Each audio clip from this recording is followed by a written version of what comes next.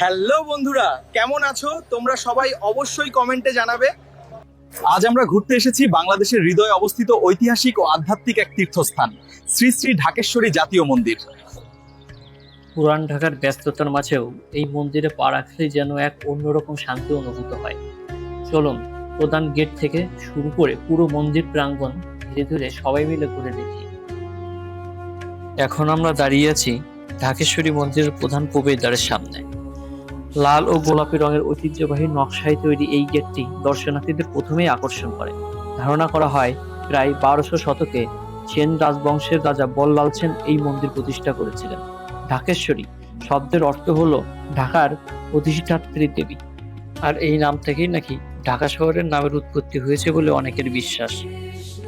Gate দিয়ে ভিতরে প্রবেশ করতেই চোখে পড়ে বিস্তৃত খোলা প্রাঙ্গণ, চারপাশে গাছপালা, শান্ত পরিবেশ আর ভক্তদের আনাগোনা।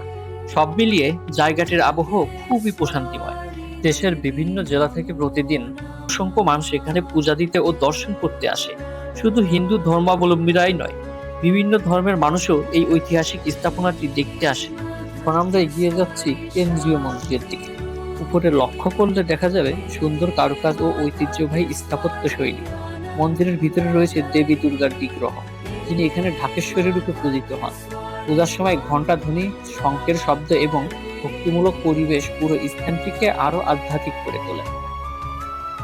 এখানে রয়েছে একটি পুকুর এবং খোলা বসার জায়গা, যেখানে দর্শনার্থীরা কিছু সময় শান্তভাবে কাটাতে পারে। শহরে কোলাহল থেকে একটু বিরতি নিয়ে মানসিক প্রশান্তি পাওয়ার জন্য জায়গাটি সত্যি অসাধারণ। অনেকে এখানে এসে প্রার্থনা করেন, আবার কেউ শুধু ঐতিহাসিক সৌন্দর্য উপভোগ করেন। এখন আমরা এগিয়ে যাচ্ছি মূল মন্দিরের দিকে, যেখানের পরিবেশ দেখলে আরো অনেক বেশি সুন্দর লাগে। বন্ধুরা, মূল মন্দিরে প্রবেশ করতে হলে অবশ্যই এখানে জুতা খুলে রেখে এবং এই সুন্দর ঘন্টাটাকে একটু বাজিয়ে নিয়ে তারপর ভিতরে প্রবেশ করবেন।